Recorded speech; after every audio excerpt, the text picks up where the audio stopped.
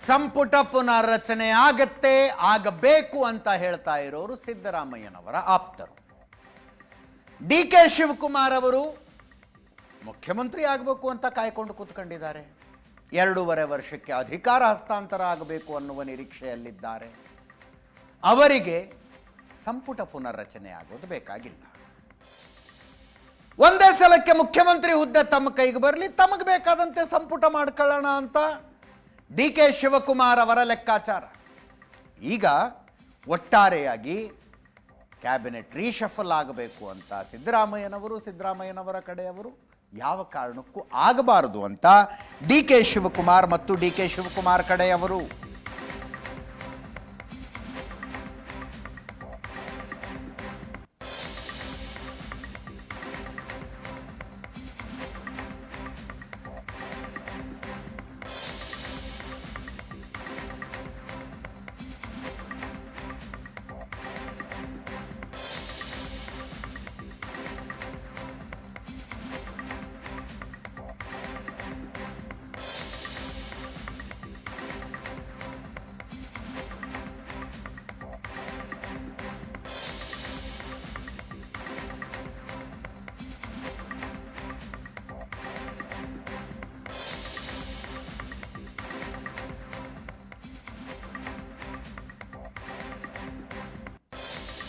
ಸಂಪುಟ ಪುನರ್ರಚನೆಯ ಪರವಾಗಿ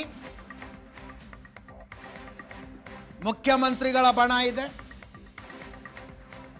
ಡಿ.ಕೆ. ಶಿವಕುಮಾರ್ ಮತ್ತು ಅವರ ಆಪ್ತರಿಗೆ ಇದು ಬೇಕಾಗಿಲ್ಲ.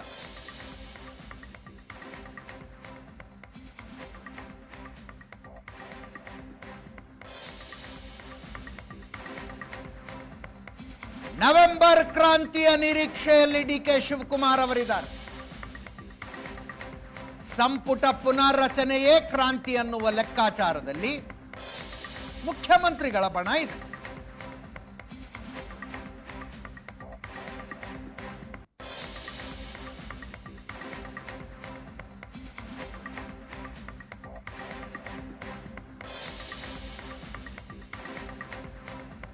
ಇದೆಲ್ಲ ಸೇರ್ಕೊಂಡು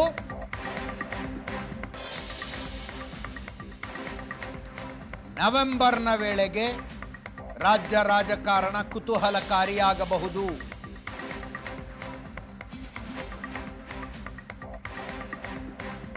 ಇದೆರಡರ ಮಧ್ಯಮ ಮಾರ್ಗ ಯಾವುದು? ಸಂಪುಟ ಪುನರ್ರಚನೆ ಮಾಡಿ 50% ಸಚಿವರನ್ನ ಬದಲಾವಣೆ ಮಾಡೋದು, ಇನ್ನೊಂದು ಕಡೆ ಸಂಪುಟದ ವಿಷಯಕ್ಕೆ ಕೈ ಹಾಕದೆ ಮುಖ್ಯಮಂತ್ರಿ ಬದಲಾವಣೆ ಮಾಡೋದು. ಎರಡರ ಮಧ್ಯಮ ಮಾರ್ಗ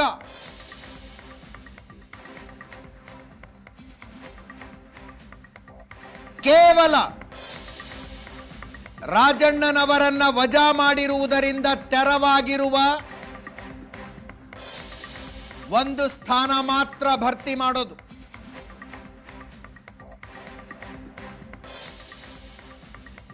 ವಾಲ್ಮೀಕಿ ಸಮುದಾಯಕ್ಕೆ ಸೇರಿದ ರಾಜಣ್ಣನವರು ರಾಹುಲ್ ಗಾಂಧಿ ಅವರಿಗೆ ಮುಜುಗರವಾಗುವಂತಹ ಹೇಳಿಕೆ ಕೊಟ್ಟ ಕಾರಣಕ್ಕಾಗಿ ಸಂಪುಟದಿಂದ ವಜಾಗಿದ.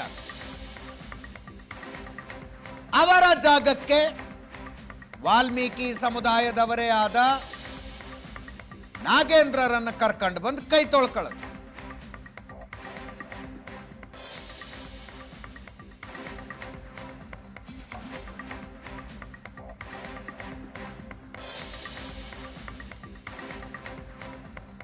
ಹೈಕಮಾಂಡ್ ಈ ಮಧ್ಯಮ ಮಾರ್ಗವನ್ನು ಅನುಸರಿಸುತ್ತಾ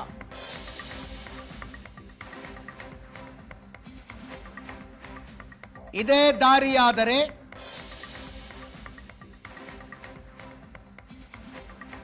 ಡಿ.ಕೆ. ಶಿವಕುಮಾರರ ಪ್ರತಿಕ್ರಿಯೆ ಏನಿರುತ್ತೆ, ಸಿದ್ದರಾಮಯ್ಯನವರ ಪ್ರತಿಕ್ರಿಯೆ ಏನಿರುತ್ತೆ?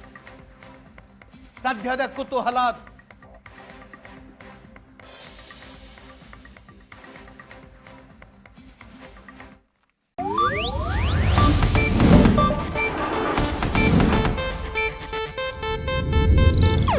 ಇದು ಏಷ್ಯಾನೆಟ್ ನ್ಯೂಸ್ ನೆಟ್ವರ್ಕ್ ಪ್ರಸ್ತುತಿ.